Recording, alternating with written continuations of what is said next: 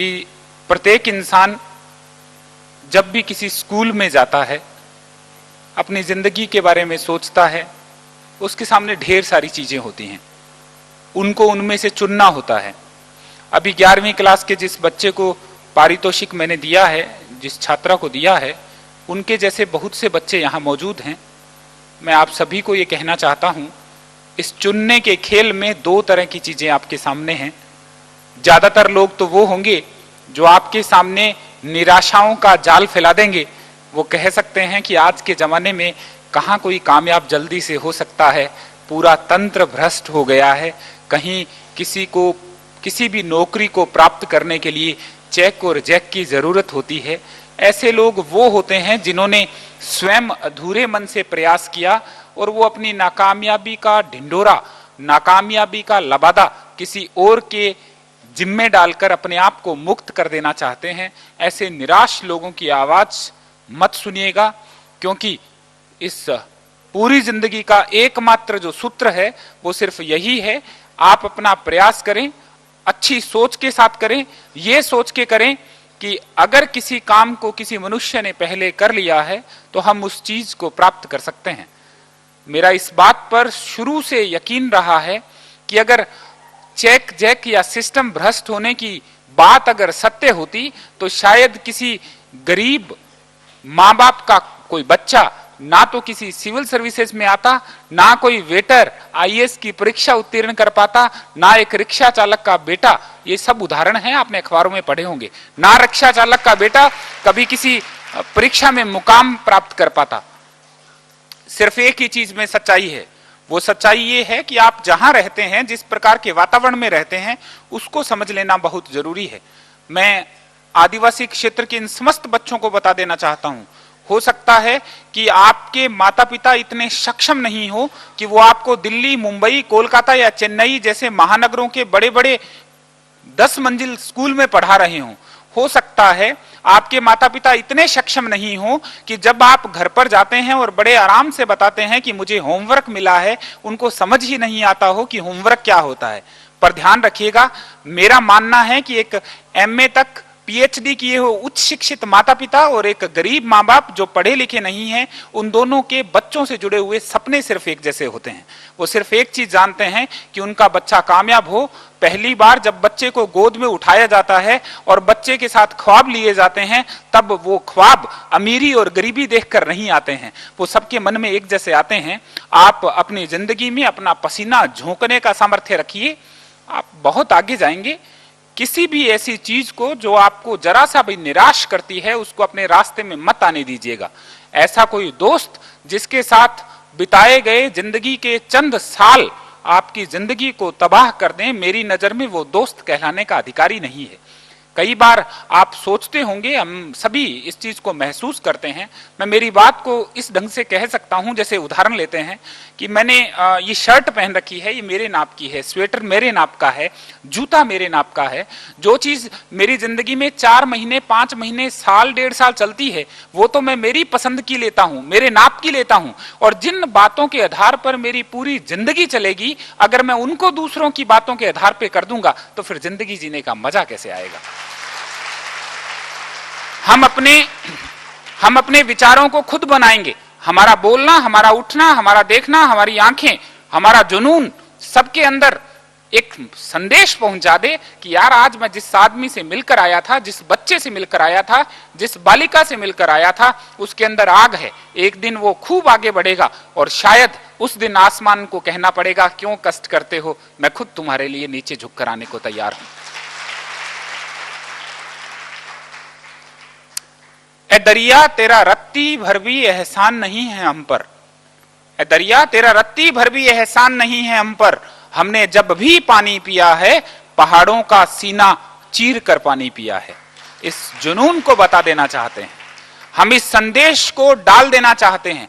मैं रेडियो मधुबन से भी आग्रह करता हूं, मुझे नहीं लगता है कि हमारे इस देश में हमें चिंतन इस बात पर करना चाहिए कि सचिन तेंदुलकर संन्यास लेने के बाद अब क्या करेंगे। हमारे देश में हमें चिंतन इस बात पर भी नहीं करना चाहिए कि हेलीकॉप्टर पर 1,90,000 रुपए लगाकर कोई पत्रकार किसी स्विमिंग पूल में नहाती हुई एक महिला खिलाड़ी का फोटो लेने के लिए उतर रहा है।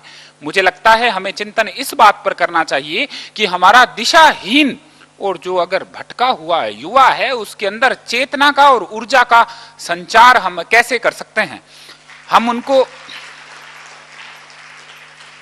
हम उनके अंदर ये बात डाल देना चाहते हैं, उनके अंदर ये संदेश पहुंचा देना चाहते हैं, उनके अंदर ये ताजगी ला देना चाहते हैं कि बेटा जब आप स्कूल में पढ़ रहे होते हैं, जब आपका कोई क्लास कालांश चल रहा होता है, आप विज्ञान समझ रहे होते हैं, आप गणित समझ रहे होते हैं, तब शायद आप में से किसी बच्चे का पिता किसी खेत में हल की नोक से लाइन बनाता हुआ, पसीना बहाता हुआ ये सोच रहा होता है कि मेरे बच्चे को मैंने पढ़ने के लिए भेज दिया है, वो एक दिन बहुत बड़ा बनकर सामने आएगा।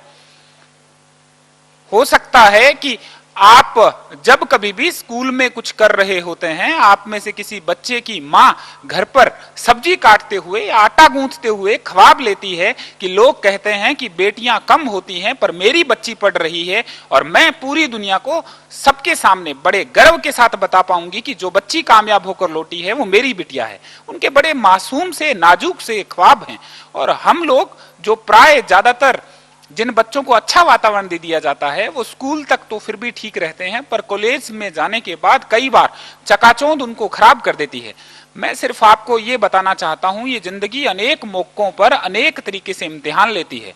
इस दुनिया का जो सबसे बड़ा सच है वो आपके साथ जुड़ा हुआ है। वो जुड़ा हुआ है कि आप जमीन पर रहते हुए अपने प्रयास निरंतर करें, सदा प्रयास करते रहें। एक छोटा से 2 शब्द हैं, मुझे बहुत पसंद हैं, अगर वो शब्द आप तक पहुंच पाए तो मैं कह देना चाहता हूं, वो सिर्फ इतना सा है, कुछ और। बस अगर आपको जिंदगी में कुछ भी मिल जाए, आपको लगे कि आप में योग्यता है, तो आप हमेशा सोचिएगा नहीं कुछ और, अभी कुछ और पाना है। आप प्रयास करते रहिए, सदा आगे बढ़ेंगे, बहुत आगे जाएंगे। और किसी भी प्रकार से किसी भी भ्रम को पालना नहीं चाहिए। कोई भी भ्रम, किसी को अपनी संपत्ति का भ्रम हो सकता है, किसी को अपने किसी और सौंदर्य बोध का, अपने अकूत संपत्ति का, अपनी किसी अन्य गुण का। मुझे ऐसा लगता है कि ये हम सब लोग पतंग की तरह हैं।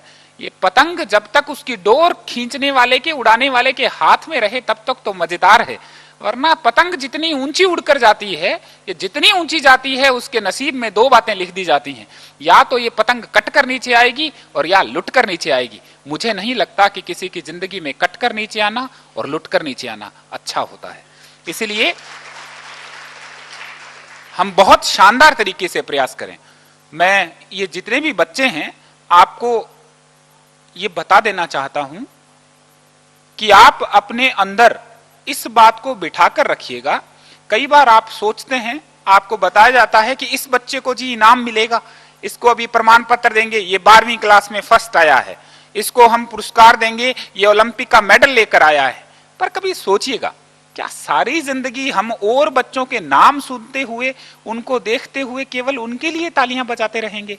कभी जिंदगी में ये मजा भी तो हमें मिलना चाहिए कि हम खड़े हों और लोगों को कोई बता रहा हो कि ये लड़का और ये लड़की जो भी मंच पर खड़े हैं, इन्होंने जिंदगी में इतना बड़ा काम किया है, और तब फक्र के साथ हमारे परिवार वालों को आगे बुलाया जाए, वो हमारे बराबर खड़े हों और तब सामने खड़ी हजारों की भीड़ हमारे लिए तालियां बजाए। ये जो चमत्कार है, ये जो जुनून है, ये हमारे अंदर रहना चाहिए। वरना पढ़ने को तो सारे ही पढ़ लेते हैं। अकेले राजस्थान में भी हर साल अलग अलग संकायों से, अलग अलग क्लासों से 15 लाख लोग पास होकर निकलते हैं, पर सबका भविष्य उतना उज्जवल नहीं हो सकता। सिर्फ एक चीज जो आपको बहुत ऊंचाई पर ले जा सकती है, वो है सदा आपके मन के अंदर ये हौसला कि मैं कर दिखाऊंगा, मैं कर दूंगा, मैं सचमुच कामयाब हो जाऊंगा। दूसरा, आपका जमीन से जुड़े रहना।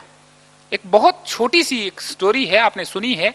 एक बार बताते हैं कि कुछ एक मेंढकों ने कसम खाई कि हम यार उछल उछल कर जाते हैं, इस पहाड़ की चोटी पर चढ़ जाएंगे।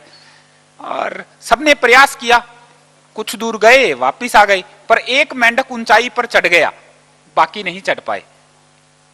क्योंकि वो मेंढक बहरा था, वो सुन ही नहीं पाया कि कितने लोगों ने कहा कि हम चढ़ नहीं सकते हैं, हम जा नहीं पाएंगे। वो ऊपर तक पहुंच गया।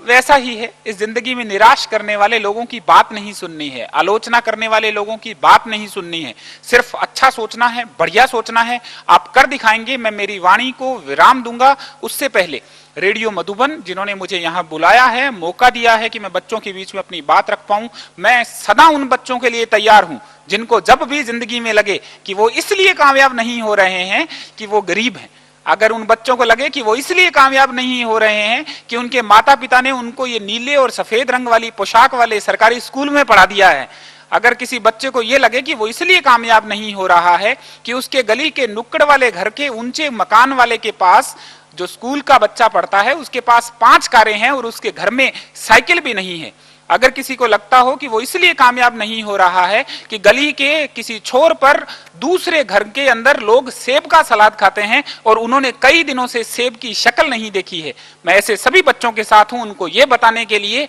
कि पानी और पसीने में बड़ा अंतर होता है, पानी और पसीने में बड़ा अंतर होता है, पत्थर और नगीने में भी बड़ा अंतर होता है। मुर्दा घड़ियों की तरह सांस लेने वालों, सांस लेने में और जीने में बड़ा अंतर होता है। हम जी कर दिखाएंगे, हम उठेंगे और बताएंगे, हम उठेंगे और बताएंगे कि आपने हमें जिंदगी में कितनी भी बार रोकने की कोशिश की हो, पर हम सच्चे थे, हम अड़े थे, हम खड़े थे और इसलिए आज इस मुकाम पर पहुंचे हैं। इस जुनून के साथ आप आगे बढ़ें, इसी शुभकामनाओं के साथ शुक्रिया।